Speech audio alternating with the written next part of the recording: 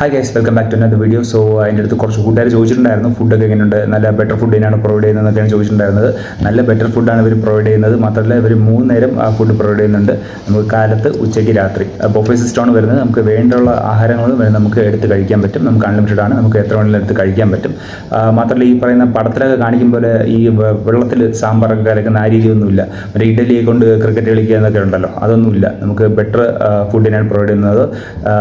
ഫുഡിൻ്റെ കാര്യത്തിൽ ഒരു കോംപ്രമൈസ് ഇവർ കാണിക്കുന്നില്ല. നല്ല രീതിക്ക് തന്നെ പ്രൊവൈഡ് ചെയ്യുന്നുണ്ട്. മാത്രമല്ല നമുക്ക് ഫുഡ് ടൈമിംഗ് എന്ന് പറയുമ്പോഴത്തേക്കും നമുക്ക് കാലത്ത് 7:30 തൊട്ട് 8:15 വരെയാണ് ഫുഡ് ടൈം. കാരണം 9 മണിക്ക് ക്ലാസ് തുടങ്ങുന്നുണ്ടാവും.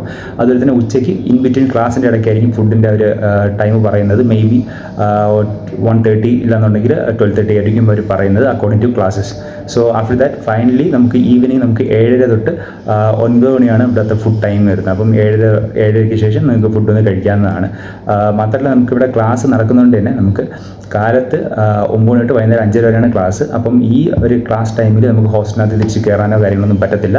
നമ്മൾ ഫുഡ് കഴിക്കുന്നത് ഇത് തന്നെയാണ്. പിന്നെ അതുപോലെ തന്നെ നമ്മൾ ഈ പറയുന്ന വെളിയിലുള്ള ഫുഡ് ഇവർ അലോ ചെയ്യുന്നില്ല. സ്വിഗ്ഗി, സൊമാറ്റോ വഴി ഓർഡറും ചെയ്യാൻ പറ്റത്തില്ല. സോ നമുക്ക് മാക്സിമം ഇവിടുത്തെ ഫുഡ് തന്നെ കഴിക്കണം. ഇവിടുത്തെ ഫുഡിന് ഒരു കുറവില്ല, നല്ല രീതിക്ക് തന്നെ നമുക്ക് ബെറ്ററായിട്ട് അവർ തരുന്നുണ്ട്. സോ നമ്മൾ ബെറ്റർ എന്ന് വെച്ച് കഴിഞ്ഞാൽ നമുക്ക് ഈ പറയുന്ന റൂം അക്കോമഡേഷൻ നമുക്ക് പൈസ ഇല്ല, അതുപോലെ തന്നെ നമുക്ക് ഈ പറയുന്ന ഫുഡിനും പൈസ ഇല്ല. അപ്പം നമുക്ക് എന്തുകൊണ്ട് ലാഭം തന്നെയാണ് ഇവിടെ സ്റ്റേ ചെയ്യുന്നത് ഈ പറയുന്ന ട്രെയിനിങ് സമയത്ത്.